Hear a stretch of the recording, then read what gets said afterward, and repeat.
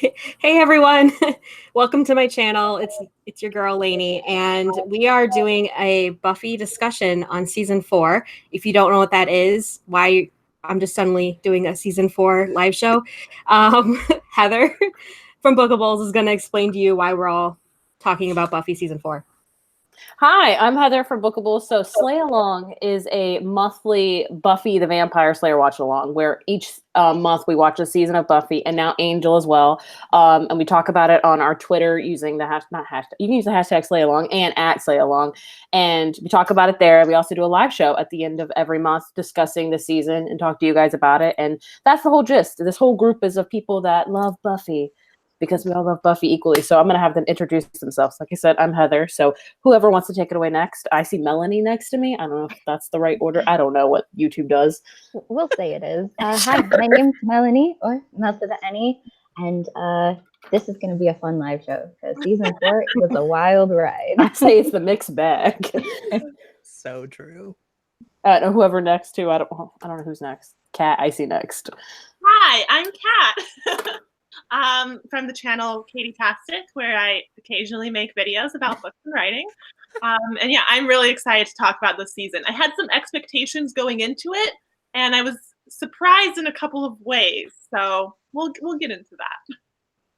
And I'm last, and I'm Spencer from the channel Common Spence, and I'm excited to chat, obviously, about the season.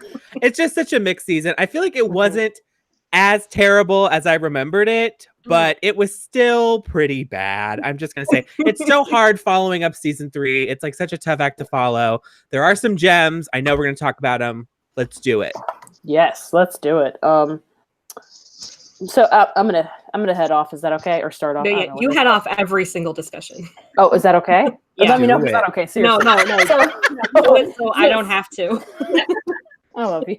So season 4, I think everyone here can agree that it's probably, it is one of my least favorite seasons, but that's because there are so many seasons of Buffy that I love. Season 4 is definitely one of its weakest links, and I think it's a lot of reasons, which I think we're going to talk about. But I think the 3 main reasons for me personally is because you have a complete change of trajectory because they were in high school for so long. You had the characters hang out in the library. You had Giles being the Watcher. Everybody was concentrated at one place. And now they moved to college, and Buffy and Willow go to college, but Xander doesn't. Giles is not a Watcher anymore, so he's just kind of hanging out. So it's just kind of everybody's going off at different places. So I haven't seen a show where it's went from high school to college. It's handled it smoothly. So that's not anybody's fault. That's just not how it possible. Goes. I don't think. It's literally not possible. There's not one show I could think of. Also, another reason is rewrites. I've done a lot of research this season because I'm just a complete nerd. And I think season 4 stuff, it could have been a lot better, but not as good if they didn't have to do so many rewrites, because we had several characters leave this season that weren't supposed to leave, but they wanted to leave. Yeah, if you want to know, I'll tell you. Drama. So that's one reason, because they had to change things. And then the last reason I think season 4 is not the best is the overall big bad. That was the main thing I think about season 4. So yeah, I would love to hear your thoughts about, like, if I would give season 4 a rating, it did like a 3.5 for me. Like it was okay, but it wasn't great. But I would love to hear what you guys would rate it and like what you think about it as a whole. I also thought it was kind of like a 3 rating, but it's like difficult because it's like each episodes were really good. Like there were certain episodes that I love, and they're like in my top 10 of all time. But then like the overall arc was just messy and not put together as well. Exactly. It was rough. It was rough. Aside from how it was put together, I just wasn't a big fan of, in general, of like the whole initiative and the government thing. Yes, that's exactly it. Thrives when it's more on a smaller local level, like Buffy in graveyards and going slaying, and like I don't know, the whole government blended into it. I didn't love. So like I don't love the big bad. I don't love Riley, but I ended up enjoying the season overall a lot more than I thought I was going to, because like we were all giving it shit at the end of the last for sure. Four. Yeah, I actually. Oh, sorry. And some parts of season 4 are like season 4, like Riley and the big bad stuff. But like otherwise, I thought it was pretty solid. Yeah. And even the finale, not Restless, but the actual like finale where they have a primeval. Like, that was still a solid finale. Like we had this premise, like we really utilized it. There was this huge battle between like the armies and the demons that we built up to all season. Like we still got a good story payoff. I just don't love the content of the story. Exactly. I was just going to say real quick that I felt like out of the 4 seasons that we watched so far, I watched this one the quickest, and I didn't expect that. Like I finished it within like 2 weeks. Wow. Yeah. Maybe you were just trying to get through it. Spencer will just tell it like it is. I love that. I think that this season, yeah, like I definitely enjoyed it more than I thought I would, but yeah, it's just it's a very disjointed season, and that is why some of the episodes are some of the best in the whole entire, show. But at the same time, like it's just very disjointed, and like I saw Spencer talking a little bit about it in, I think maybe someone else, Fandom in Books was talking about it in the chat about like people leaving and stuff. But yeah, we'll tell you who exactly. Yeah, they said it too. Yeah. Yeah. But yeah, and I think that that's like very apparent. I think this season could have been so much better, and like obviously like the budget got raised and the special effects got like right off the bat. The first episode, I'm like, damn, okay, we don't have like the snake going through the high school anymore. Oh my gosh, you say that, but I just watched one episode of season 5 that also had a snake, and I was like. We reverted back to like season 2, and I was like, that one was bad. Yeah, I mean, it was a good episode other than that, but I was like, guys, like, what's the season now? We should have a little bit of extra budget here. But anyway, it was a good surprise. It was better than I thought it would be. Yeah, but what do you think? Disjointed. Exactly, I agree with that. What are your thoughts, Spencer? We haven't heard yours. Well, like I said earlier, I'm like, look, I like have a little like sheet where I was like writing down my ratings and everything.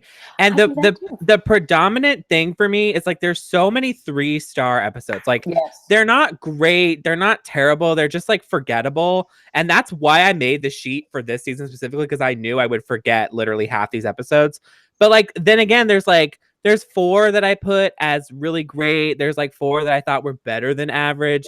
And then there were there's a couple that I thought were just bad or frustrating for me. So it's just like someone said earlier, it's a mixed bag. That's a perfect way to describe it for me, because there's a lot of mediocrity, but there's some gems. I just don't know. It's just such a weird season overall. It's like this weird fever dream in the middle of the series. Yeah, exactly. That's what I mean? True. What a good like what is happening. And then, I mean, obviously with the finale, like the whole fever dream aspect is like multiplied times 10. It's like, what the heck is even going on with this show? I've talked about like when I watched Restless, like I watched Buffy like probably way earlier than I was supposed to. I think I watched Restless when I was like 12, and I was like, this is the stupidest thing I've ever seen. And like I still kind of feel that way now, but there's so much foreshadowing that I can't help but like it. Like I season 4 is not great, but damn, if they did not like put so many hints and so many clues about season 5 and even season 6 in this freaking season. So I'm like, they know what they're doing. They're setting up the groundwork. That's one thing that's really interesting, because like after seasons 2 and 3, which were so good, like Buffy got a better budget and Joss Whedon got more creative freedom. So that's we have to blame for season 4. That's true. He also knew early on that they were already renewed for season 5. So like they really could like set up stuff for the next season. Yeah, I love what they did. Restless isn't good as a standalone by itself. It's only good in the context of, I agree with that completely. 100%. So what is some of your least favorite? Because I will say my probably least favorite episode of Buffy of all time is in this season, a couple of them. And that is Beer Bad and Where the Wild Things Are. Those are some of my least favorite episodes ever. Wait, Buffy. Which one did you say? Sorry, you said Where the Wild Things Are and which one? Beer Bad. Oh, thank God. Me too. I was like, these are the friggin' worst. Oh yeah, Beer Bad. Like I don't know like how they like greenlit that. Yeah. But and then Where the Wild Things Are, like it's like a weird sex house. Like what is this? Who thought of this? There was one shining moment in that entire episode, and that was we get Giles singing. That was it. That's true. Yeah, that's true. And when they're all just standing there awkwardly, and he just looks at them like that's gold. But other than that, the episode's horrible. You know that Vine where there's like the 2 people kissing, and then they're like, "Is this allowed?" That's how I feel about whatever Where the Wild Things Are. Like that is such a weird episode. Is this allowed? Yeah, like I don't get And like it like, but even like the backstory of it was really weird too. Because I'm like, because you think it's like, well, I don't know, like why everybody's or why Riley and Buffy are having sex so much, but then like there's like dead kids, and I'm like, I'm like, they were stretching that real thin. Like, what is this? Yeah, because I'm like, I don't understand how the dead kids' ghosts are relating anyway to the fact that Buffy and Riley can't stop having sex. Yeah, they were walking a line, making choices. Even the wallpaper, when they're like, "Oh, the wallpaper," like I was like, "What's going on here? Y'all licking this? Like, please be clean." Stop! That is not sanitary. I don't know why so many. I mean, I guess because it's the trope of like college kids are into sex. But I'm like, if I was at a party that saw that, I would be like, "This is some demonic crap happening here, and I gotta go." Like, wouldn't be like, "Let me get in line." Heather's at the table, like, "Don't drink the Kool-Aid. Get out of here." Well, I mean, what are you? Yes. Presumably, a lot of these kids went to Sunnydale High. That's true. They're used to this crap. No, It's just a Tuesday night. Yeah. That's like the Halloween episode this season also took place in like a house that just fucking Like gets messy. like a haunted like where are all these like haunted houses coming from? What is that about? That was a good episode, though, I will say. And that's just because the kids just was like, "Oh, this cool pentagram, let's throw it on the floor." Idiot. Whoops, and blood. That's fine. It's fine. No big. I just loved like the last 5-10 minutes of that, like Giles coming in with a chainsaw. Yes. Epic. That's what I was gonna. Just hilarious. Yeah, no, that's what I was gonna say. I feel like the biggest like surprise takeaway from this season, I'm like, oh my god, I'm kind of attracted to Giles. Right? I think it's because we're all getting older. We're like, "Hey, Giles, like, Giles is sexy. What happened? Yeah. I feel like that's like I saw it last season. Like a rite of passage in the Buffy fandom, like Angel or Spike, and then it's like, Giles. Yeah, Giles. Oh, I mean, I'm still very into Spike. He's really sexy. Yeah, but I mean, I'm just saying, like, as you get older, I think it's just a funny, like, you're like, okay, this is different. No, totally. I agreed. So, would you guys also say that Beer Bad and Where the Wild Things Are some of your least favorites as well? Yeah. I personally, I also rated low. One of them is like, it's an important episode. It just makes me so sad, and that's Wild at Heart. Yes, with Oz and Veruca, and that's just like I wonder if Veruca was supposed to have like a bigger role, because she had kind of like set her up to be kind of something, but then she was like gone after 2 episodes. Well, let me tell you. Can I tell you about that? Oh, so Heather's like, I've got the receipt. Let's chat.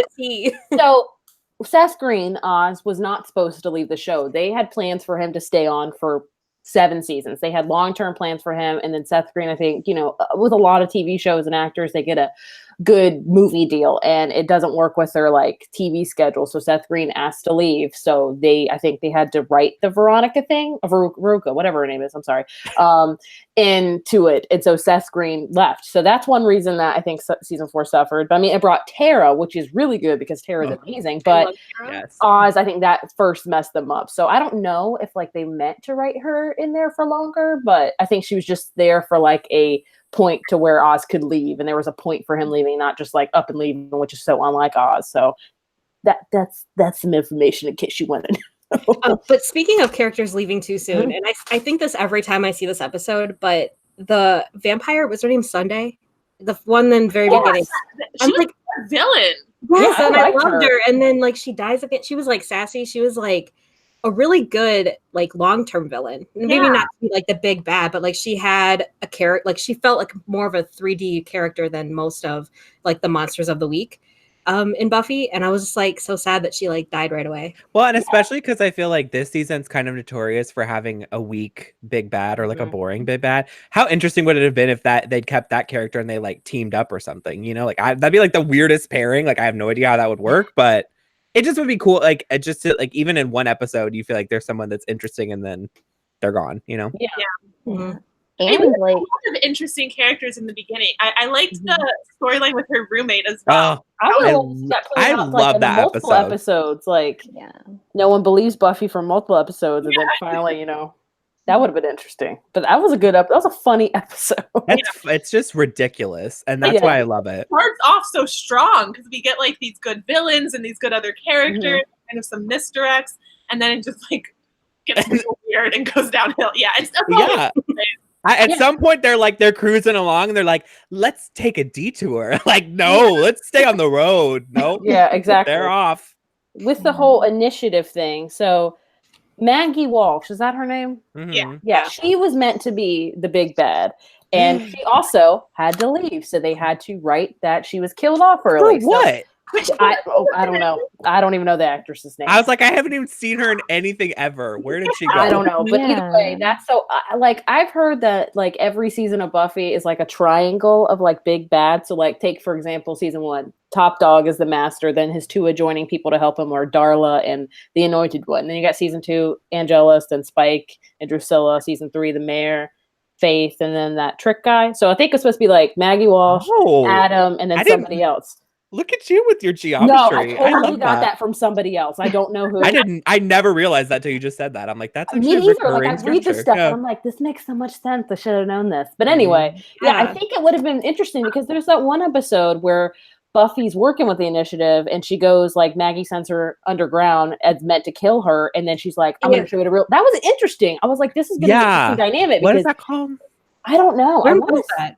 Was that the Iron Team? I think. Iron Team. Yeah, I gave that one a 4. I liked that. I thought it was a good one. It was good, and then she got killed at the end. So I think the whole thing, I think personally, what it was supposed to be is Maggie was the big bad. She would have Adam kind of as her lackey or whatever, and she was also going to use Riley because Riley saw such as a mother figure in her. So he was like, "Oh, who do I choose, Buffy or this lady?" So I think he was gonna, do that, but. Then Riley just, what the crap. I mean, the whole thing with Buffy getting involved in the initiative was kind of rushed too, because that was episode. She like gets introduced and then like she's out by the end of it. So like we really could have played that up a little bit longer. And, exactly.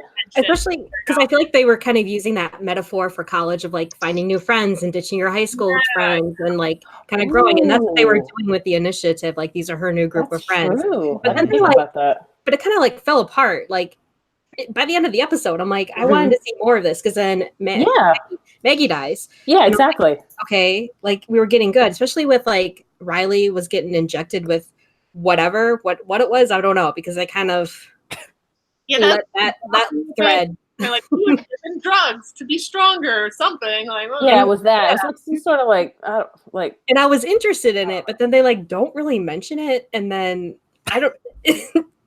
I don't know. It's a thing that happened, maybe. Did it happen? I don't know. It's even like him pushing Willow and stuff. I'm like, oh, it's because of this drug, right? Like, okay. And then I'm just like, no, you are just being mean. Like, I will fight you. Like, what are you doing? Yeah. So what do you guys think about Riley? Riley, I think, is probably one of the most, if not the most hated character on Buffy. I'll say that. I mean, I'm just going to say that, he says he's from Iowa, but we don't claim him. I was like, you're out. Sorry. We're not having it. Yeah, he was a rough one. I don't know. I definitely think I have watched Buffy like longer. Not long. Like it's been too much of more time for me than you guys. Like you're fresher on it than me. But like I couldn't believe that she slept with the first guy. So then when Riley came along, how the hell did I forget his name? Yeah, I forgot about that whole entire storyline. So when that happened, I was like, oh my god. And I'm like, maybe Riley won't be that bad because that guy was bad. And then I was like, no, he's really that bad. Wow. He's just like, it's so weird to me with the other love interests. It's like there's so much chemistry, and with Riley, there's just absolutely no chemistry, which I don't like. It doesn't make sense to me. Maybe he's just a bad actor, no offense, but like, I don't know. It's just like, it's like flatline. You know what I mean? Like, just call it time of death, season 1 or episode 1. It's over. Like, understand what Buffy sees in him is the thing. Like, yes, Buffy's amazing. She deserves so much better than like this dude who's just boring. Like, I don't know. But I feel like she did need a boyfriend who had some kind of training. And like also the contrast to her, like he's so good. He's so like nice guy. Which is very different from like the angst she had with Angel and everything. So that's true. Yeah, he can also keep up with her though. Yeah, I feel like a Joe Schmo wouldn't be able to really. I don't know. And I mean, satisfy her. He's human, which is a rarity in this Buffy. context. So maybe that's why he's boring. He's got a pulse. I don't know. Allegedly. I think with like Buffy and Angel, it was, that epic, intense love story. Like, we can't be together. And then her next relationship after this, which I won't spoil, is also very intense. It's got a lot of angst, so you're just feeling it. And with Riley, it's just kind of like a normal relationship where you're not like, I don't know. It's just, it doesn't have like that Buffiness to it. Does that make sense at all? Yeah, it's because the Riley archetype doesn't fit in well with the world and Buffy gang. Like, these two, old country Midwest farm boy kind of guy, whereas like Buffy is so, no one else in the show is like that. Yeah. But then you take like, I'm sorry, go ahead. No, I was just gonna say, and like with Buffy and other people, or Angel and other people, it's like we get to see this like angsty buildup where it's like, is it gonna happen? Is it gonna happen? And then the Riley buildup is legitimately his friend being like, you like her, bro, and he's like, gosh darn it, I do, and it's just like, no. Well, let me go mosey on over there. Yeah. When he punches Parker, I was like, where did that come from? And he's like, I guess I like Buffy. And I'm like, Like, wow. It was out of nowhere, right? Like, it was just like, I guess we'll write this in. There was no buildup because it's like they went from like kind of awkwardly saying hi to each other at different parties or at class, and then suddenly they like each other. Yeah, it's 2-4. Yeah, it doesn't make any sense. But what was I? Oh, I was gonna say. So like Riley's a nice guy, which is not bad, but like it doesn't fit in well. But then you have Willow and Tara, where Tara's like the most sweetest, precious person ever, but it works with Buffy because it kind of takes on Willow, where we think Willow's sweet, but she's got a lot of darkness to her that we'll see in the future, maybe.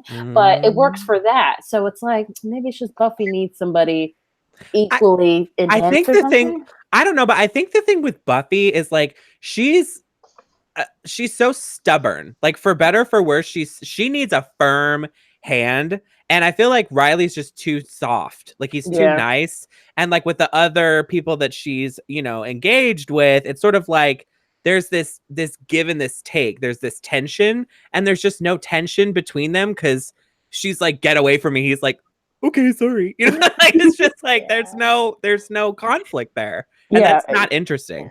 And we got the good angst with Tara and Buff. Like, when Tara opens that door and it's Oz, I'm like, oh, baby, no. Oh, baby, no.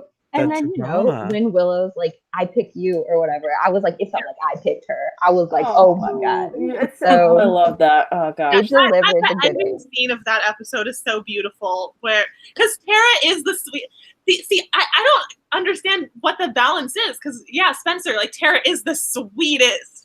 And like somehow it just works so well to balance out Willow, but like that's not what Buffy. But I think it's because Willow, in my opinion, is very tightly wound, and Tara is very unwound. So they have this like she grounds her, and we'll. I'm not gonna say. I'm trying so hard not to say stuff, but like I feel like that relationship works because there's this dynamic there. But Buffy and Riley, I think, are too similar, and they're not different in the right ways to make it dramatically interesting. Yeah, that's a good point. Very good point. I like that. So since we're on relationships, let's talk about Xander and Anya. I love Anya. Love Anya. She's just so great. Good. Xander's still like wishy-washy for me in this season, but I felt for him so much because like, I think this whole season was about like shedding your identity and trying to find a new one. And I think Xander struggled with that the most because everyone was going to college and he just wasn't. Him and Giles, I say, would definitely struggle with that the most. I felt for him a lot because he was just like the guy who lived in his parents' basement that wanted to help out. Like, he was like, I think at the very beginning of the season, he's like, is there a big bad? Let's go fight it. And he wanted to be team. But I do love the relationship between him and Anya, and I always will. But what do you guys think about them or single? Did season 4 was I'm confusing season 4 and season 5, but season 4 when Xander was split in two. No, that's season 5. Okay. Then never mind. I just watched that. It's like episodes. It's the early one because I thought so. But yeah, I don't know. I mean, there was a point I was watching this and I'm like, what was the costume department thinking? Putting Xander in all of these terrible outfits. Yes. Like he pissed somebody off on the wardrobe crew. Somebody was like, okay, you want to play? Here you go. Take this. And they made him like even in an ice cream truck too, I think. Yeah. Oh yeah, that's right. I love Anya. I like Xander too. I don't know. This rewatch of Buffy has, I don't think my opinion of Xander has like gone down drastically, but he's definitely not my favorite. There's one thing in particular, I should have written it down, but there's one thing that he did where I was like, oh, I don't like this, and the Xander apologists are going to come for me. But I'm trying to think what it could be. He doesn't appreciate Anya enough, I feel. No, I agree with that. Yeah. I feel like it's another thing like we were talking about earlier. As for me, I think as I get older, it's harder and harder to tolerate Xander because he feels so regressed. You know what I mean? And it's like, I mean, he's a fictional character, so like obviously he's always going to be stuck in the arc that he was given. But I don't know. I always have a soft spot for him. I feel like this was not his season. I don't really know when. The next time I really start thinking about Xander episodes is season 6. So he kind of has a rough couple of seasons where he just he's not the star by any means. And I think like you were saying, Heather, you know, he's really struggling to find his place. And that's something that I think is going to kind of continue to plague him especially season forward. 6. But I mean, end of season 6, Xander. Like I think that if you don't love Xander, where he really shines. Love Xander. Right. Yeah. Right. You're gonna be like, why do I hate you? I love you. Right. But yeah, I agree with that. Like in Giles too. Giles struggled so much this season because he's not a watcher anymore, and we see progressively that Buffy needs him less and less. So he's feeling like, should I even be here? Like, what should I do? Because, like, you know, Buffy doesn't come to him as much as she used to in, like, past seasons. So I felt for Giles so much, too. Speaking of Giles, I wanted to bring up this point. I felt a little up and down about A New Man, that episode where he got turned into a demon. Yes. Yeah, that's a fun one, though. Yeah, but there was, like, this, like, when he's having a conversation with Maggie, and she's like, Buffy doesn't have a strong father figure. I was like... Ooh. Giles, my earrings. I'm ready to like throw down.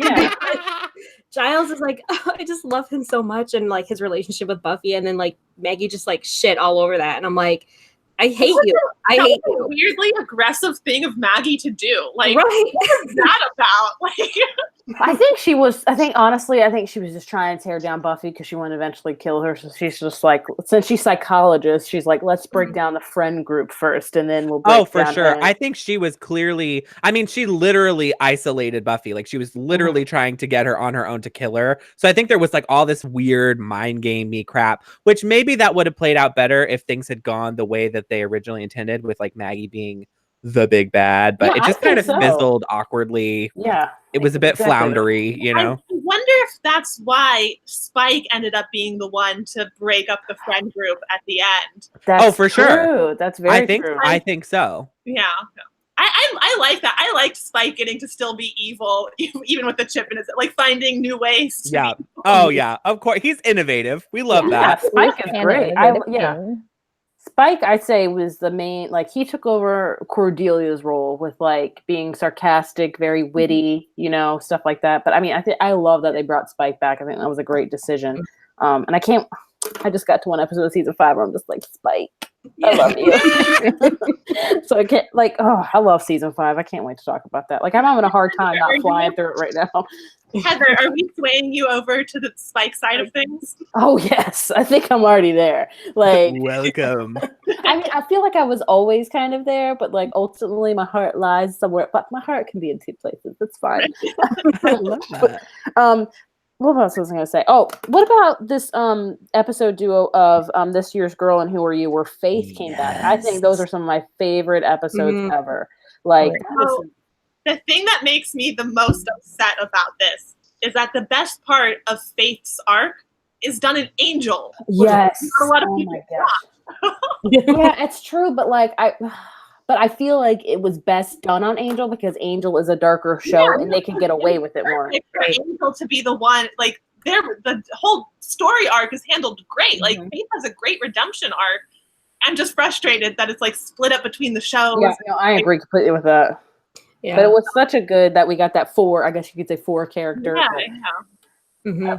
I loved watching. Yeah, I love that little duology episode. I thought that was like one of the strongest in the season, besides like Hush, obviously. But which we haven't even talked about Hush. But I know. I'm like, when are we gonna talk about Hush?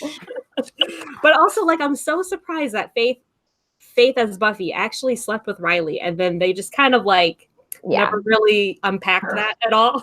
Yeah. It did kind of like that. That also begs the question.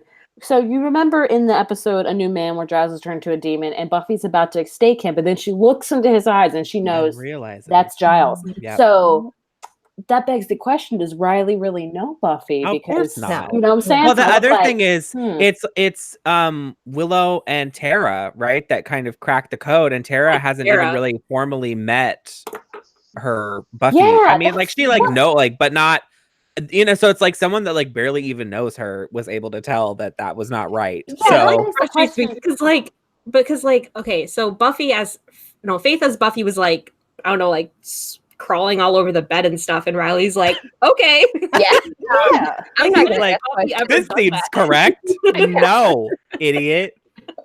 He went with it. He didn't think it was out of character for her at all, which is just like that. Maybe that's the other thing is like Riley is just like legitimately kind of an idiot. You know what I mean? Like he's just kind of stupid. Like he just doesn't.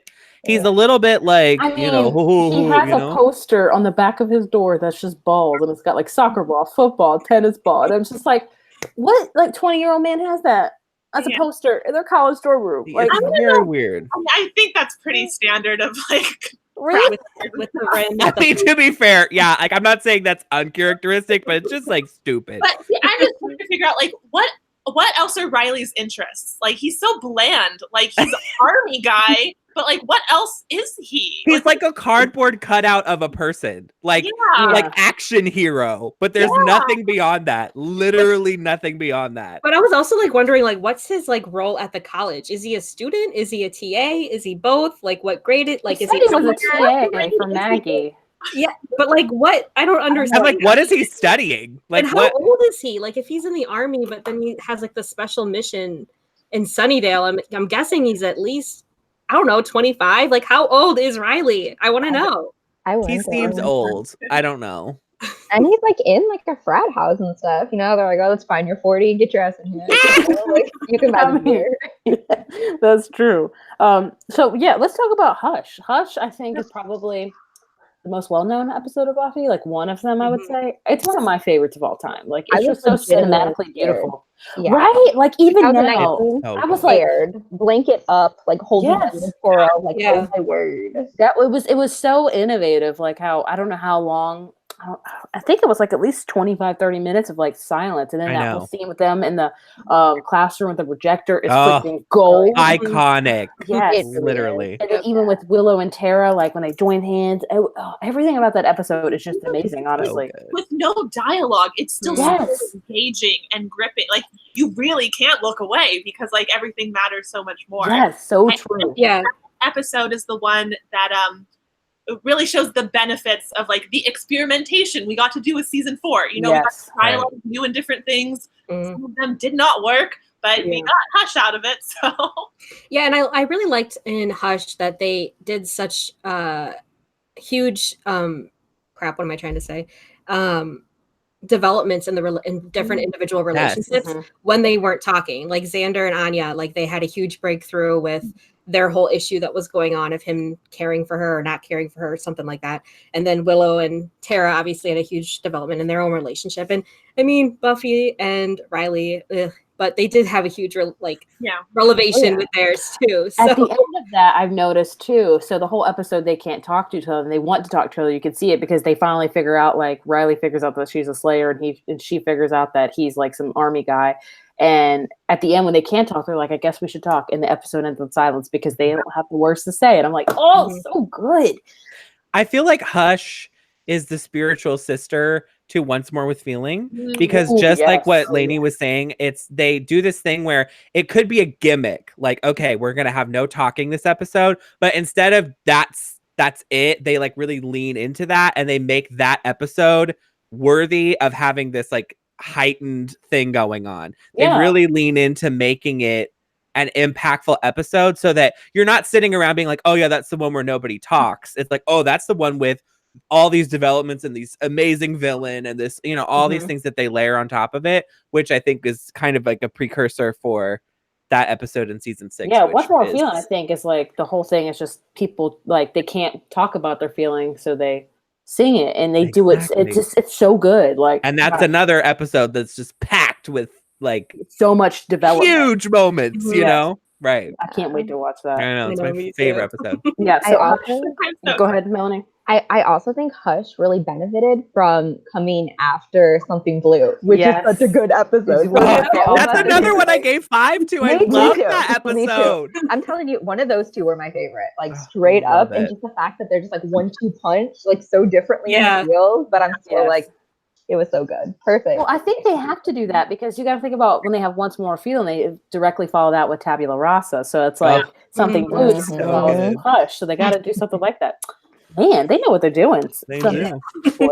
But But even like The writer's room is like, the last 3 were terrible. We need to give them some good ones or we're getting canceled, folks. yeah, But true. actually, the one right before, Something Blue Pangs, that's also one of my favorite episodes. That's a good one because too. I feel like the dynamic between, like, this is like the new Scoobies, like we're introducing more Anya into the group and Spike into the group, and it's funny. It's a really funny episode. I thought. Yeah, that's one thing about. Yeah, go ahead. I'm sorry, Kat.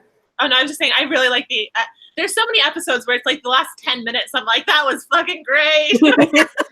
Season Always 4 specifically the last 10 minutes, though. It's like, that was great. That one act was great. It wasn't great because we have all the build up beforehand. Right. A good episode, and then the ending is just like, very good. Yeah. Like I just love the whole fight scene, and like no one knows what's going on, and Spike is like tied up and getting shot, and he's like, I knew it. And then like the bear comes and he's like, "That's a bear." He just keeps getting like not stabbed, but like shot with air. Yeah. But that's also like in the beginning when like Buffy's like teasing him about like he'd been only being able to drink from the mug, and I'm like, just all this good angst just building up. Oh my gosh, such Oh, good yeah. angst. It just sets up for so much stuff. But I mean, season 4 though, and I think about it as a whole, like it's one of the funniest seasons. Like there's so many several funny episodes. Like Fear Itself at the end, very funny. Something Pang's very funny. Something Blue's very funny. A New Man's very funny. Superstar. I do like how in this season they play a lot on to varying degrees of success the classic college tropes, like the crazy roommate, you know, and the getting drunk at the bar, which I mean obviously one of those was much better than the other, but I just think that's kind of like a funny approach to the season in general. Yeah, I agree. What else can we talk about season 4? Oh, but when Angel came in for the Yoko Factor, I was just like, I want him to just like pound Riley and just kick his fucking ass. We're all Team Angel then, right? Right? That was me. Yeah, so much. Like, hey, Buffy, come fix this stuff. Yeah. Oh, that could have been good angst too. That could have been such good angst. So speaking of, did everybody watch Angel? I know Spencer, you didn't watch Angel season 1. No, I didn't. Is it okay if we talk about it? Is it okay with both of you if we talk about it? Yeah. Yes. For me, yes, because I've seen it before. Stop talking about Buffy, and then we can move completely into Angel. Yeah. Oh yeah. Okay, so I'm trying to think of what else can we talk about in season 4 of Buffy. What was everybody's favorite episode? Yeah, Hush and Something Blue, hands down for me. I like those, and then after that, it was the duology with Faith. Mine too. That's all the ones I 5-starred. Spencer, you need to watch the other part on Angel. I know. I actually might. Yes. I'm going to tell you, I'm going to be real with you. I have tried to watch Angel so many times and I just don't care for it. I literally might just watch those episodes and just like, that's it. Like, there's like other good ones you need to watch too. well, okay, someone just give me a list of like good Angel episodes and like, I'll just watch those. I got you. Okay, because like, yeah, I'm just like, I don't want to get through like 15 filler episodes. Watch like 4 in Angel and then start at season 2 and you'll be better. Like, I agree with Kat completely on that because Angel season 1 is rough. Yeah, the first 7 episodes, I was just like, I don't like this. One part of it is like, I don't really like Angel that much on his own. Like when he's outside of the Buffy thing, it's like not as great for me. And second, I don't like cop dramas, and that's basically what Angel is. So it's a tough sell for me. We'll talk about that. Yeah. We'll talk about that. But like, yeah, we'll just But so yeah, whatever. What was everybody else's favorite? So I think everyone liked I do think we briefly mentioned it. I think we should talk for a second about Superstar. Yes. That's another one. I gave that 4 stars. That one's just 4 stars. Lots of fun. And Jonathan is one of those characters that we know we're going to see more from. So it's like always fun. I wish they would utilize him more though, because like he's funny. Really like Jonathan. Yeah. Jamie Strong's great. Mm-hmm. He's funny. Did you guys also like Superstar a lot too? Yeah. What I about- always love the go ahead. episodes where everything gets like weird in a way, like tabula rasa, something blue. Yeah, the wish and stuff like that. That's true. Now, Where what it's I like we know everything is wrong, but everyone's just acting like it's normal, and it's like, okay, what is happening? That's very fun. That's one of the things in Superstar when like Adam's like, this ain't real. And I'm like, why is he the one that has to know? Like I hate him. What a horrible big bad. Let's talk. Can we talk Truly. about Restless a little bit? I know it's a little bit of a We should talk about Yeah. that because that is a loaded. But my favorite scene of the whole episode of Restless is when Giles is singing and when like Xander's got his heart getting out of his chest and Xander's like, "We got the fun, Buffy." Like, I love that part. It's so good. Honestly, my favorite part of that episode was when Principal Snyder was in like the Apocalypse Now spoof. I was like, yes, because like he would be the one that like is Xander's spirit guide or whatever. But I thought that was really funny. But yeah, see, Restless is just like it definitely goes into each character. Like it explores with Xander his feelings of like loneliness of never going to be able to escape his basement. You also get a lot with Willow and Tara. Like you get to see a little bit more of what's going to happen to Willow in the future. Maybe things are going to change and stuff like that. With Buffy, her whole thing, I think, for season 4, especially season 5, is like death, and she just has death all around her all the time. And Giles is also, I love Giles is probably my favorite out of all the dream sequences because he had his girlfriend and she was just carrying an empty stroller around because she wanted to have a kid, and Giles' kid is like Buffy. Does that make sense? Mhm. So he kind of has like an empty life. I don't know. Restless is just, it's a weird episode, but like I appreciate it for all. Like you could write a dissertation on that You episode. could. No, Yeah. literally. Yeah.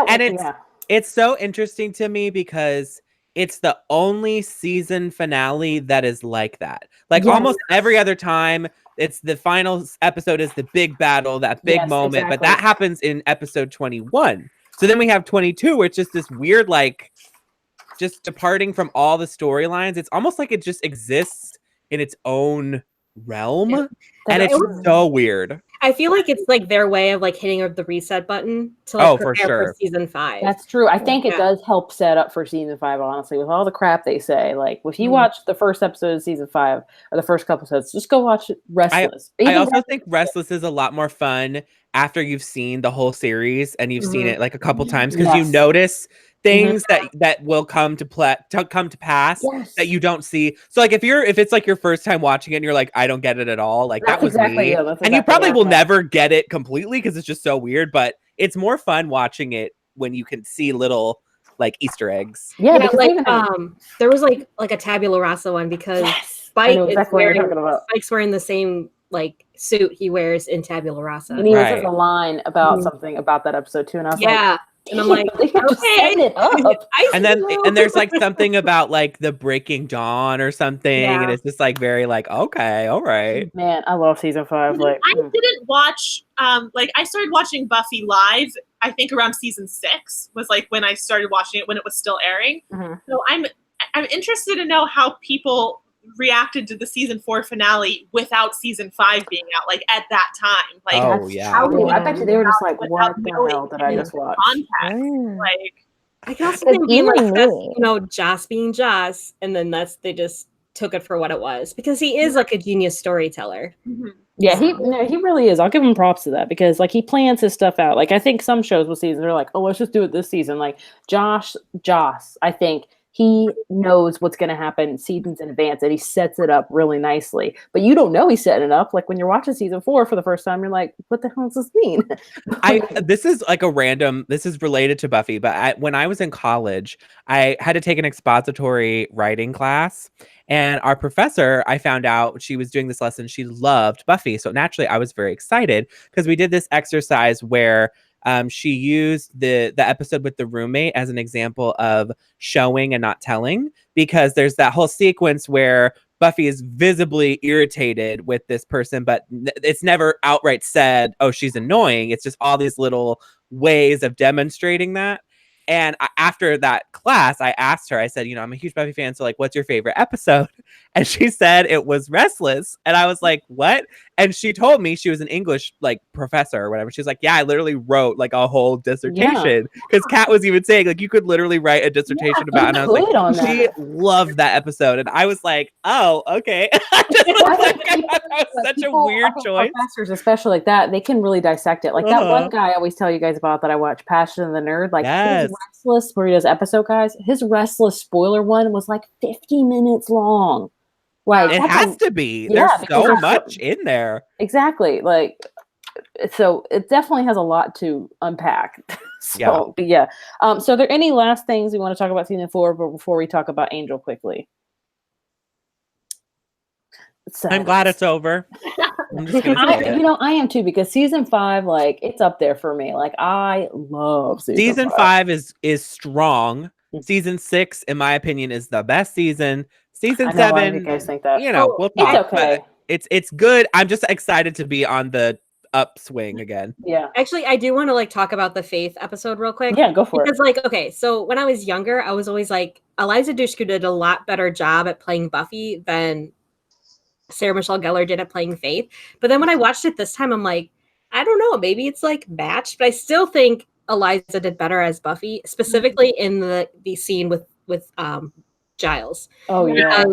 That was like Buffy. Like I felt like I was watching Buffy, like from the weird sarcasm to the weird like mannerisms. I'm like, okay, that's Buffy. But like I feel like I exactly that moment where she's trying to convince Giles. I was like, that's Buffy. Like, you not tell Giles.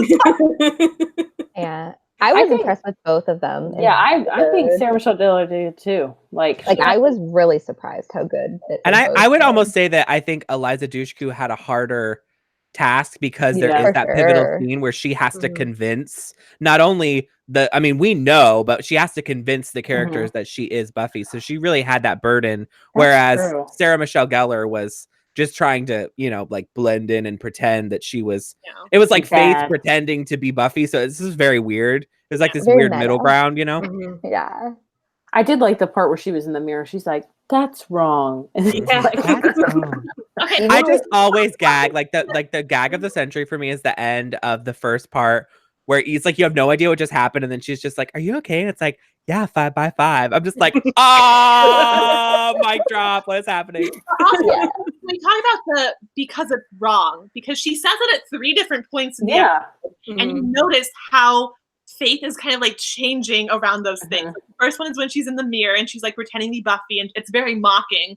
Then the second time is when she's talking with Spike, which that scene was really fun. Yeah. I wonder if that's what got the whole train a chugging right there. Yeah, that's could be. That like gets Spike going. Yeah, boy was confused. Your girl too. That was like not her. I don't know if he ever figured that out. Like in season 7, yeah. Oh, he does? Oh, okay. Yeah. Well, he mentioned, it happens later. He like meets. See, I totally forgot about that. I also love the fact the ending when she says because it's wrong, and she's like so serious and like finally earnest. It's just she decides to go into that church alone to help the people. Like, nobody else convinces her, so that's a big change for her. I love Faith. Like, we'll talk more about Faith when we go to the Angel side of things, but like I dare say the Angel duology part is better than the Buffy one because it's darker and it has more of a, I don't want to say finale. Like it's got more development than the Buffy one does. But and I feel like Angel is more closely related to Faith, versus like Buffy, as much as I love her, is definitely more of self-righteous. That's wrong, and everything. I'm good. Like Exactly. He's the only one who could get to her at the point that she's at, because like he's the only one who has had to go through that. I did evil, and how do I find redemption kind of thing himself? Like. Yeah, exactly. Like he almost got her better in the Revelations episode in season 3 than Wesley screwed it all up. Remember that? Like he almost was just like, oh, Wesley. Yeah. But Anyway. That's all I have to say about him. Yeah. We'll talk more about him. But what I was gonna say too to like go ahead. transition into Angel is even like right at the beginning, like I said, it's been so long, so it's foggy. And when Spike had the ring, and then Buffy gets the ring, I'm like, I know that ring, you know. And so I was really sad. I almost started watching Angel because I was like, oh, I want to see that. I want to see that gift drop so bad. I understand completely on that. Then, so is there any other thoughts about season 4? So we all can agree season 4 was not like terrible, but it could have been a lot better. It got them through to season 5. Yes, I agree with that. It was they didn't get canceled. Congratulations. It was a good filler season. Like it had. So where would you guys rank this season? Is it second to last above number 1? Yeah, I would. Yeah, for me, yes, definitely. I think it's last. I like season 1 better than season 4 because I mean season 1 is rough. It's rough, but there's something special to me about that being the first season. Like I can forgive it being rough when it's the first season, but when it's the 4th season of a hit TV show and you're screwing it up, I'm like, get it together. So I agree with that. I don't know. I probably would put it last. Somebody, I'm on this Facebook group of Buffy the Vampire Slayer, and like a whole bunch of members on it, and they post on it a lot. But some person said, I don't know who they are, but they said every episode of season 1 of Buffy is amazing, 5 stars. If anybody disagrees, you're wrong. And everybody's like, what you want? Sweet actually. Yeah, that's why I would put 4 above 1, is because I think 5 has better bangers than 1, you know, because they both have their fair share of bad ones. But yeah, I think 4 just has some like of my favorites of all time. So. Yeah. That's true. I mean, it's tough for me to put the season that contains Hush as the worst season of Buffy. But at the same time, it's like, I don't know. It's a really tough call. It's 1 or it's 4. We're going to have to like do our official rankings when we're finished with all season. And we'll have everyone have homework assignments. Episode assignments, like top 10 What did I rate season 1? Let me see. I rated season 1 3, and I rated this one 3.5. Right, yeah, so, they're pretty. Yeah, pretty on. Although I think Melanie had a good point that there's more good episodes in 4. Yes, I would agree with that. But also, to a devil's advocate, season 1 only had 12 episodes. That's true. Very true. If season 4 only had 12 episodes, it would have been a better season. Cut out all the crap. Yeah, they could just keep in like something blue Hush, the face thing. Yes. And it was like the 1-2 punches in season 4. It's like faith, and then something blue Hush, where the rest. Yeah, exactly. They're really good about that too. But anyway. So we can all agree about that. So we're gonna move over to Angel now because I do have stuff to say about this. Is that okay? No, I have a lot to say about Angel. Yeah, let's do it. So Angel, I like Angel. Angel season 1 though, it's rough. I'm not gonna lie. Like I struggled with watching that. Like I wasn't like I have to like schedule episodes because I'm that like type A person. Like I'm like gotta watch this thing. Anyway, when it got to the Angel episodes, I was like, oh. Because there was just so many, like, I think Angel season 1 really was trying to find its footing, and it had a really hard time because, Spencer, you think it's like a cop show. It really isn't. Like, season 1 is the only part, I would say, is like a kind of cop show. But I would say it's more like noir, is that how you say it? Like detective. Type of thing. Yeah. And they really lean into the cop detective thing in season 1. But season 2, they kind of get away from that, which I appreciate. But the only ones I would say, in my opinion, that were my favorite in Angel were the first. I like the pilot, City Up. That was a good one. Really? I really like. Yeah. You didn't like it?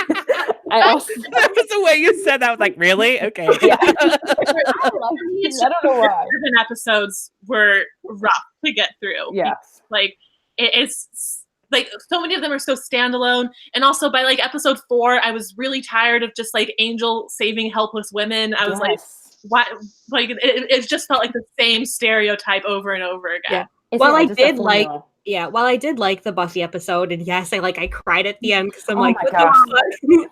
But not like episode 9, Hero. That's when it really That's when that's when I like really felt it, and I'm like, oh damn, this is pretty good because I was like sobbing, and then I was just like, because I got it's like the first 8 episodes, I get attached to Doyle every time I watch Angel, and knowing that he dies on episode 9, and I still like am just crushed.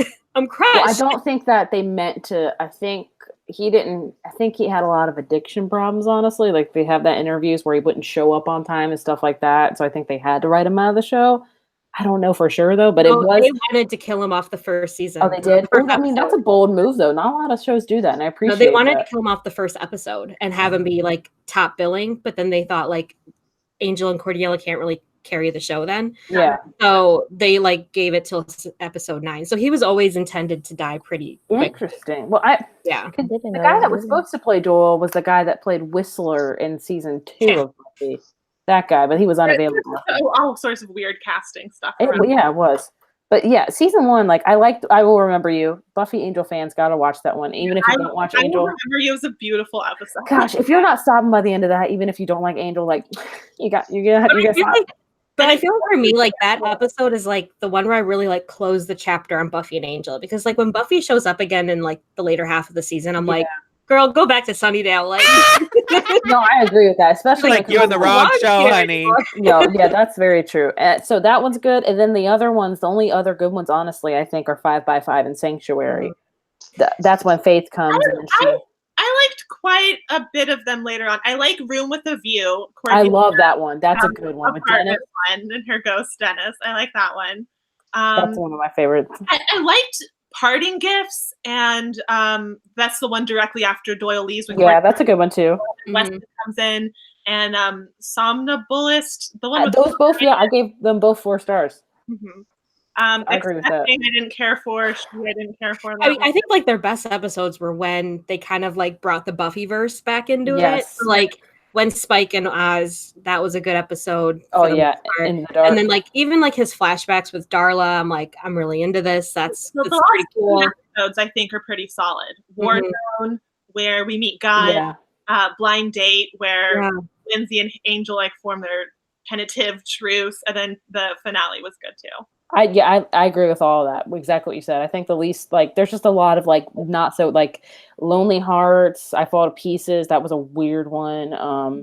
Expecting She. Okay, what was the one where, like, the guy, like, like, had that surgery where he could, like, dismember himself? I Fall to Pieces. That's what it was. Yeah, that was a weird one. Little too weird for me. Yeah, there's just so many weird things in Angel, but they have the 5x5, and I think that's what really shows how dark it is and how they are a little more grittier than Buffy. Because if you, Spencer and Mel, you haven't seen them, but that's when Faith comes to LA, and she's coming to shake things up, and she gets directly from Switching Bodies with Buffy. Yeah, and she gets an offer to kill Angel, and so she decides to take him up on it, and so she tries to kill Angel, and she ends up torturing Wesley, who is now an Angel as well. And basically it's about, like, Faith's redemption that Angel, finally gets to her and things like that. And that was so good. Okay, so speaking of, like, Angel, Cordy, because I think she's straight up Cordy and Angel. Like, she's no longer Cordelia to me. Yeah, she's Cordy. No, I agree. With that. And Wesley, they're, like, the 3 that you would never expect to be, like, put together in any kind of group. And yet they, like, strangely work. And they do.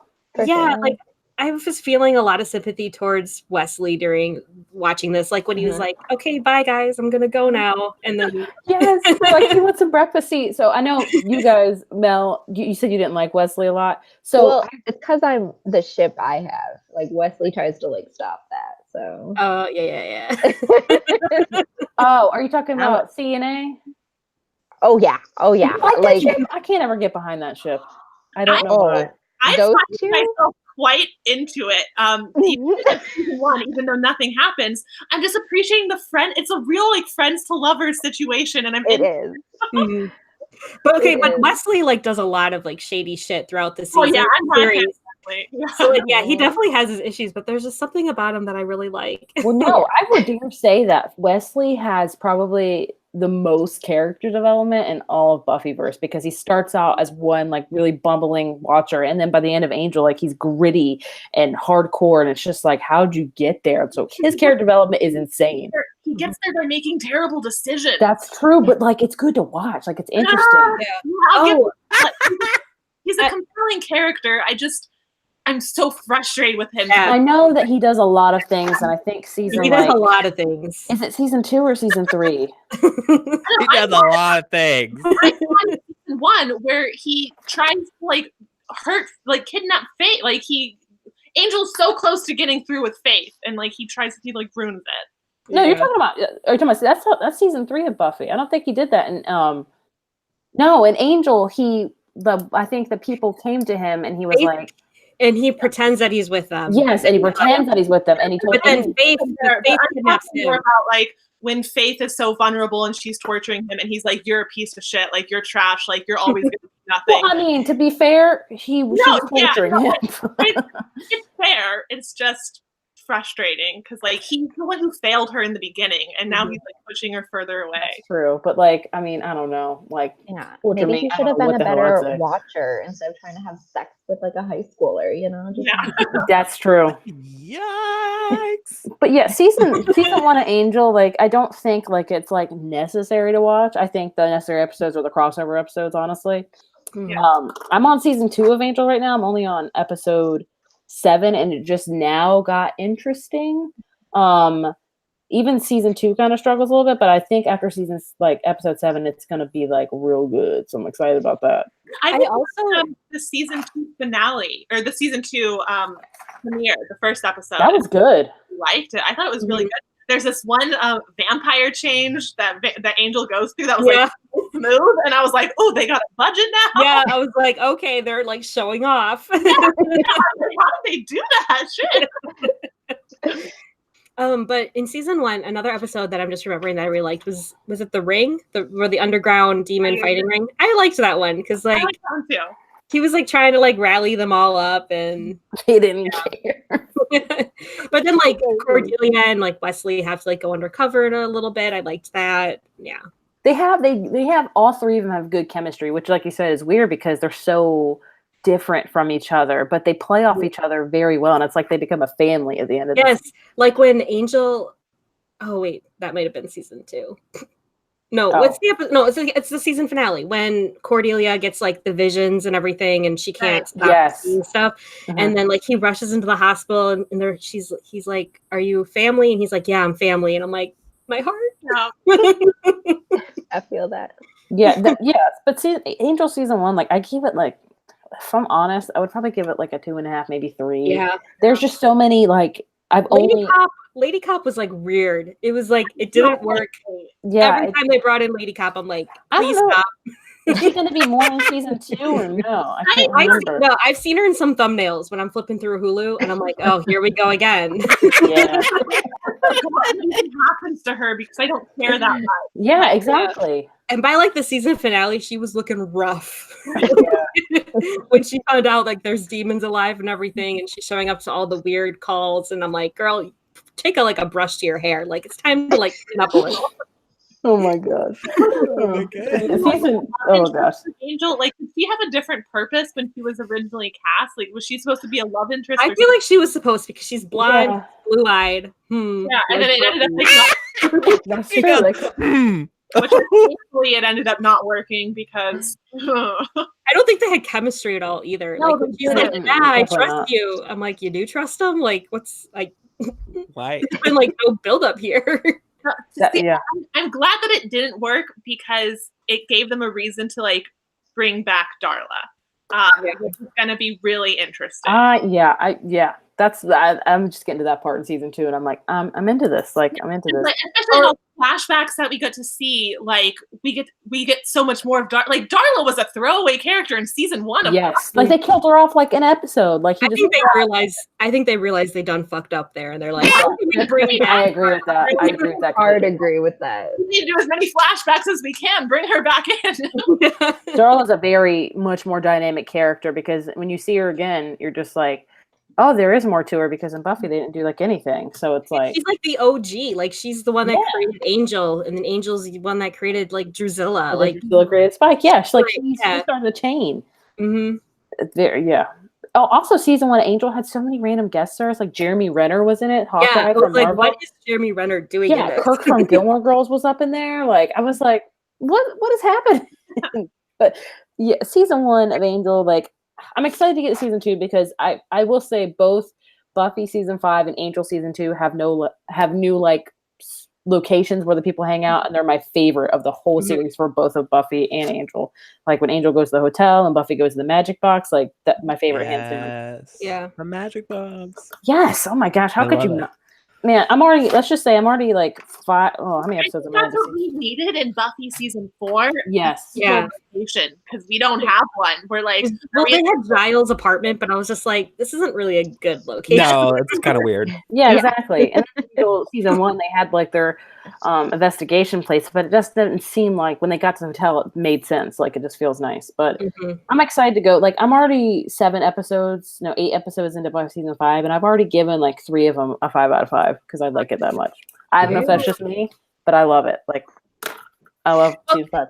Actually, speaking of Angel season 1, though, do you feel like it took we needed to get to know Angel? Because there were so many things where I'm like, would Angel from Buffy do that? Probably not. But like, this is like the new Angel of Angels. So like, I don't know. It was just like weird because I feel like there's this weird disconnect between the character that we knew from Buffy and then this new character having a whole show revolving around him. Yeah, I agree. I think the whole reason for Angel as a show is, I think you especially saw in season 3 where Angel struggled with why was he brought back to life?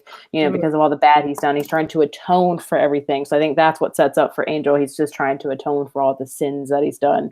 So why not save a whole bunch of people? At least I don't know. I think that's what it's about. I don't know, but and then part of me was wondering why Cordelia stuck around so long, because I feel like, I don't know, would she have? I don't know. It's just that's very, very true, because it's a weird transition into by the end I'm like, oh yeah, she's the one that has a vision. She has to. I wonder if they had to give her that for a reason for her to stick around. Yeah, but I mean, Cordy goes through a lot of character development. Just season 1 of Angel, I think in her episode, The Room with the View, where that one woman was trying to get her to kill herself, and she's just like, you're just vapid and kind of all about yourself. And Cordelia's like, I'm more than that. I care. And by the end of the season, like you said, she cares about people, legitimately cares about them. But yeah, I don't know. I feel like early episodes to be like, I didn't get money from this. Like, why am I here? I left Sunnydale to get away from this shit, and then I'm brought back into it in LA. Like, no, peace. I'm gonna. That's true. Very, very true. I could kind of see it because of it wasn't going very well for her. And she did kind of get pulled into it. But I do like that. Is it the first episode where she goes to that guy's mansion and she's like, you're a vampire. So it does save her. She's like, oh, I know, curtains and all this other stuff. Now, I like that. I kind of see it because her family, what happens at the end of season 3 where the tax stuff and her family's broke now. And so she's really not doing well, and it's a familiar face kind of. And I don't know, I buy into it because I think she kind of liked being a part of the Scooby Gang, a deep down, she would never admit it, but I think she liked helping Buffy and being a part of the crew. I agree with that completely. Yeah. And she would always flirt with Angel at the Bronx and stuff, and was like, why is he's with her? Why is he picking her? So I mean, I think it's valid that she traveled with him. But you know what though, Cordelia also has great character development, but then Angel, the show, not Angel, they freaking ruin it, and I'll never forgive them for that. It's so horrible. Does anybody else agree with that? Later down the show, do you know what I'm talking about? I don't know if it's necessarily character development that's ruined so much as they just did her character so dirty. That's what I mean. They set her up so amazing, and then in a few episodes they just forget about it. I'm just because Carissa Carpenter got pregnant and Carissa.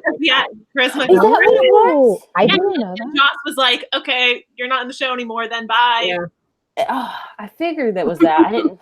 Is that allowed? I know. Oh my God. 2001 it was. I was just gonna say. Yeah, I agree. Yeah, it was just. That wasn't the reason. That was just the direction they wanted to take her character in. What season was that? That was season 4, right? Yes. Oh my gosh. Nope. Who gives a crap about season 4? That's one. Both season 4 of both shows. So just Buffy's got a lot of good things. Angel season 4, how many seasons of Angel are there? 5. Oh, okay. I'd probably say my favorite of that is 2 and 5. Really, 5? Maybe 3. I don't know. You know what? I just remember the puppet in season 5. I can't say that. I don't think I've ever watched the whole thing of season 5, so forget I said that. Right now, it's 2 and 3 probably. I watched season 5 live though, because after I watched season 7 of Buffy live, and then after Buffy ended, I'm like, well, James Marsters, so I'm like jumped over to Angel. So you didn't like season 5 at all?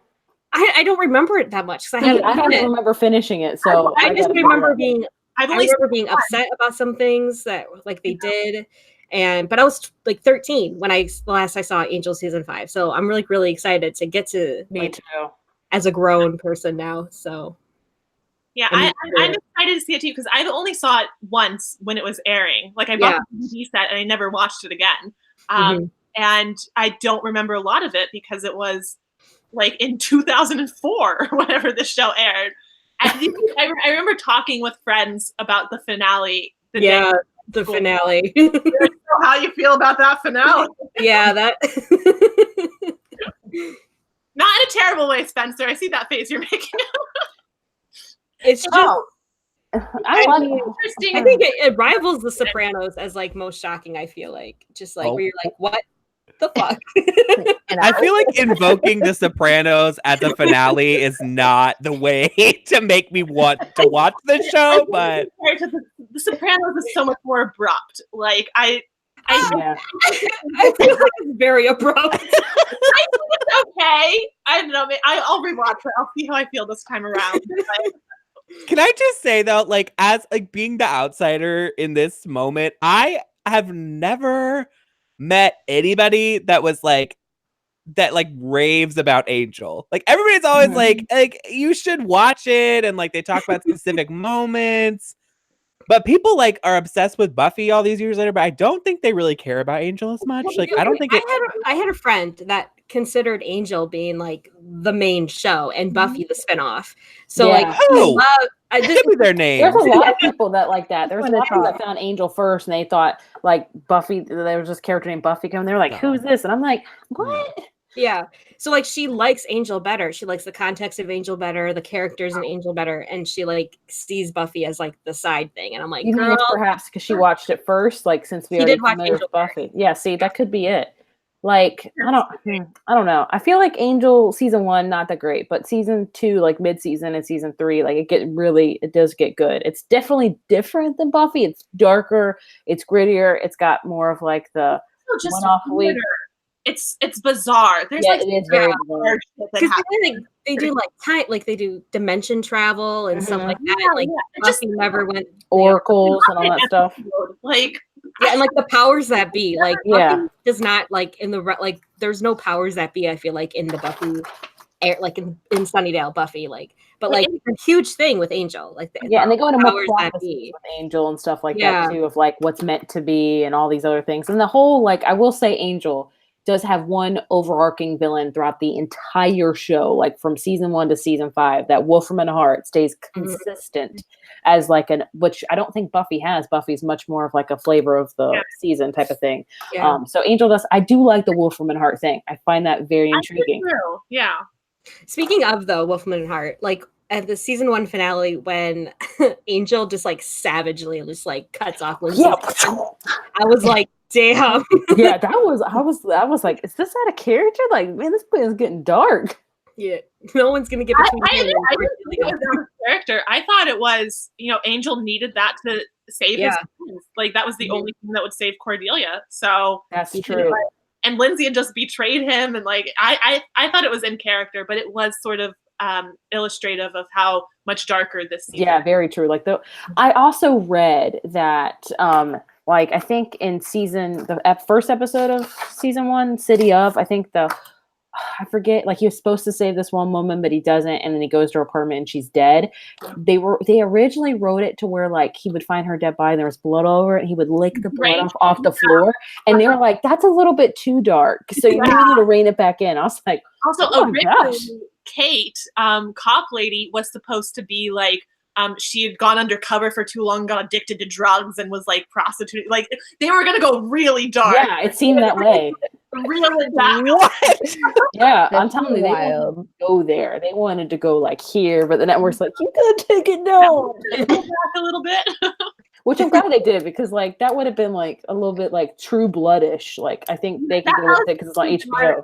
And I like when we stay more on the wacky side of things. Like in season 2, we have a demon karaoke bar. Yeah. That's so amazing. You got to watch the first episode of season 2. Mhm. That Lauren, Lauren, and then like I feel like Angel has a lot of great characters. Oh yeah, when Fred like, comes into Lauren, play. Fred, I love Gunn. There's just like a lot of like great characters. I even like Deliria for the most part. Oh yeah. Can we talk about Gunn in season 1? Where I think it's Blind Date where that he asked Gunn to go in Wolfram and Hart and to act like to kill some time, and he's like, "I need a lawyer." What does he say? I am violated. It's prejudice in here. Yeah. For the dead man, but what about the black man? Like Gunn, that's the part where I was like, I love Gunn. Or like, they played Angel, that so well. right before that, when Angel's like, it's gonna be dangerous, and then Gunn's like, okay. I'm in. Yeah, Gunn is a very Gunn was a rough start for me because he's just very like upfront. But Gunn, like he's got good character development too. Angel's got some good characters like Lauren, Fred, Wesley, but he's interesting to hear. I love them all. But yeah, I'm excited to watch more of Angel. I'm now getting into it with the whole Darla thing. Maybe 6 episodes, because like I was like watching it this past week to like make sure I was ready for tonight, but I was like, I'm kind of into it. Like I'm excited to keep watching it. I mean, I'm kind of watching it while I'm doing other things or I'm getting ready and stuff, but I'm like, the second episode of season 2, Are You Now Never Been? That's when they go to the hotel. Yeah, that's what I'm currently on. That's a great one. I love that one. Yeah, I think it's Angel season 1 and Buffy season 4 are just like weak seasons in general. So like this month like was a little bit of a struggle, like getting through some of those weaker episodes, but I'm very excited for season 5 of Buffy and season 2 of Angel. Oh my gosh, I love season 5 of Buffy. Of watching. Yeah, I'm excited about that. But yeah, any final thoughts from everybody? Spence and Mel, I don't think you probably will watch Angel a ton, or will you? I'm free now. Like I'm done with traveling for a bit, so I definitely get your binge on. I might just jump into 2 though. You guys gave me a good recap. You should just jump into 2, and Spencer, we'll give you a list of like 4 episodes that you can watch of season 1, and then you can jump into season 2. Yeah, I would definitely say watch 5 by 5 and Sanctuary of Angel season 1, and maybe the season finale. And okay, there's a handful of episodes. Yeah, we'll give you the list. I'll give it the good college try. College, start with the Buffy crossover. I Will Remember You. It's like episode 8 or something. Yeah, I probably would like that one. 8. Start with that one because that's a great one to like dip your toes into it. The other thing that's just tough for me is like Buffy's like my favorite show. So like I love it. So when I watch Angel, it's like Buffy but not Buffy. So there's always that part of me that's like it's just never as engaging to me. So yeah, I think you're just going to view them as 2 different entities. Yeah. They live in the same world. It's so hard for my brain because I'm like, where's Buffy? Like, you know what I mean? Yeah. But that's the thing. Like, there's a point where I'm like, I don't want Buffy to show up anymore. Yeah. Like, I don't want, like, I love her in her area, but like, I don't like her in Angel. Yeah, I agree with that. She doesn't fit in with Angel, and much like Angel doesn't really fit in with Buffy anymore. They both have their own things going on. And they nipped that in the bud, I think, at like Sanctuary. They're both like, we're living 2 different lives. Let it be that. And also, did you notice that for the Angel crossover, they actually like Buffy straight up said like Faith had sex with Riley, but they never like explicitly say that in Buffy. That's true. I'm wondering if that's like Angel being more darker and more adult, that they felt like they could say that. I didn't. What? There's one point where Buffy asks Riley, she's like, "Did you sleep with her, or you slept with her, or something like that." Yeah, and he says, "I thought she was you," but so they don't really like say it. Though. Like, talk about it. Yeah, they kind of like just allude to it. Yeah. But that's a whole other thing with Faith too. Faith violated both Riley and Buffy, if you think about it. Like, I know. I don't think Riley was complaining. Yeah, but that's like it's horrible. He didn't have a choice. I don't know. It's a whole thing. But Faith, I'm glad to see Faith have some redemption. And I'm excited to see her in future seasons because I think she plays a pivotal role. I wish she was in it more. Honestly, I wish she had her own show. I'd be into that. But yeah, any last thoughts before we wrap it up? Anybody have any questions watching? Feel free to shoot them at us before we wrap this up, if that's okay with you guys. Mm-hmm. Hopefully we'll be able to come next month because we know that YouTube is changing their Google Hangout, so we don't know what's going to happen. So please forgive us if this might be the last one. We don't know. It's like that awkward period between season 5 and 6 of Buffy where no one really knew what was going to happen. Oh my gosh, yes, like the bated breath. Oh my. But then, hey, season 6 was a real winner, so hopefully that's what's going to happen here as well. Yeah, that's true. That's very true, actually. I didn't think about that. Maybe this is a Restless episode. Did any of you watch Josh's shows? Like, do you mean Firefly? I didn't watch Firefly. I watched Dollhouse. Me too. I loved Dollhouse. Dollhouse was so too. interesting to me. Mhm. Y'all would love Firefly. Watch Firefly. Yeah. I know. Yeah, I it's think the good. thing is, it's like one season, so I'm just like, Yeah, that's why I'm just like, I don't want to watch it's a hard I time. will also say, related to season 4, what's it called? That movie that he made, the horror movie. Oh, Cabin in the Woods. Isn't that basically the concept of season 4? But Totally. like just like on a bigger, which I feel like it actually worked really well in that movie. Oh yeah, I do too. I thought that was a really like crazy movie. I can't. Yeah. But now that we're talking about season 4, I just realized that that's like the same. Isn't that basically the same thing? I don't. What happens in that movie? Definitely when they're all stacked in the cubes like that too. Like Yeah, I like definitely was Initiative. like, Yeah, Yeah. it's like the initiative. That's what I mean. Yeah, it's Ooh, like it that's feels like the interesting. same. Like the initiative if it was run by like the powers that be. yeah. Okay, that's true. That's Like, true. it's above the military's pay grade. But I Yeah. feel like there's you can see that there's like he was really interested in that idea, Yeah. that concept, and he kept exploring it.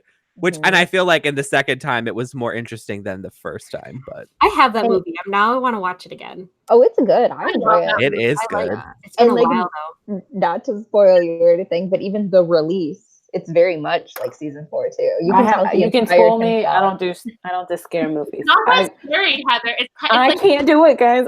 Like I'm such Okay. a kid that I Oh. go on Wikipedia and read the whole plot, and that's it. No. Have scarier you than Hush. have you guys Oh. ever seen a movie that I think Joss wrote it, written by Joss Whedon, called In Your Eyes? Have you ever seen that one? No. Let me look. That It one sounds- is actually so good and it's so random. The premise is it's like contemporary and it's like a romantic story. It's about these two people, a guy and a girl, that have this like weird accident and then all of a sudden they can hear each other's thoughts. So they live in completely different places, but then all of a sudden they can hear each other. So they like are just talking all the time and they like start to fall in love. And it's this really weird, like paranormal contemporary rom-com that is distinctly Joss Whedon, but like totally different from everything else he's I'm done. gonna watch that. I one. would. Oh, I have it on DVD. It's been a really long time since I watched it. So if you watch it and you're like, it's terrible, I like loved it when I was like 15 or whatever. So but I don't know, but I'm gonna What's put it it in the called? chat. In In Your Eyes. Yeah. Yeah, I've heard of this movie. I haven't watched it, but I love that premise. I love It's really good. And it's who is it? It's like random people. Like Oh, it says basically it's, no one you would know. yeah. Like there's no real celebrities in Zoe, it. Kazan, Michael, Yeah, David, But Nikki it's Reed. it's like really cute and kind of clever. yeah. I love a good indie movie, so I'm Yeah. up for this. No, it's a It fun sounds one. like- It sounds like No Name a little bit too, which is pretty. I don't know. I if don't you know what guys- what is that? Oh, it's an anime, but it's Oh. like a full. No, I was gonna say, it Could sounds be. like Your Name. Yeah. Oh my god, I said No Name. Yeah. I Your know that, Name. but I was like, do you mean Your Name? I love that's like one of my favorite movies of all time. Not just Oh yeah, like yeah. yeah. But That's it awesome. kind of sounded like that. True. Yeah, a little it bit. does. I was like, sort of I was like, what came first here? Because that's like Yeah. iconic. So I'm like, damn, did Joss have something there? And they were Joss, or the movie. I was just looking it up. It came out in 2014. So ooh. Yeah. I mean, they're different enough, though. It sounds For like. sure. Well, anyway, so we're gonna wrap it up now. Thank you guys for watching. Hopefully, we will see you next month for season 5. Cross your fingers. YouTube does the right thing and like. let If us- season 4 I- is the last one we get to do, I'm filing a lawsuit because this is well, we the can always worst just do like one. an Instagram live. Can we have several people on that- those? Can you do a bunch of people on Instagram? I don't know. I'm looking into other platforms and stuff. Like, can we Okay. what was I'm appointing you our point person to figure this out. We could do Twitch. You can be our watcher. You're our Yeah, if official it's watcher. Twitch, that's you, Melanie, because you're Twitch. Twitch. Oh, lady. yeah. like there's other platforms. There's got to be something, right? Yeah. Well, yeah, Melanie You would hope. we'll use that. So, but either way, we will find some way to come back for season 5 because I cannot wait to talk about season 5. Oh, Buffy does some bold changes, and I think it does great. So, yeah, we're gonna talk about Angel season. Those stuff. So, if you don't follow us on Twitter, I'm on there like a lot. Like every time I watch an episode, I'm like tweeting and trying to find these obscure gifs that no one else. I don't know if people enjoy it. I enjoy doing it, but Love it. I like it. So, if you ever like want to talk about an episode, I'll be out there.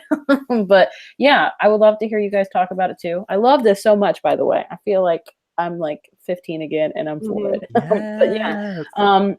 Anyway, I'm gonna let Lainey wrap this up officially because it's her channel. Is that okay with you? Yeah, that's fine. Okay. What if you're just like, no, I'm not doing that? Shuts it off. We're done. Bye. But thanks for joining us as we watched or discussed season 4 and season 1 of Angel. So see you guys all hopefully next month. Yes, fingers crossed. Cross your fingers. Yes, seriously, please do.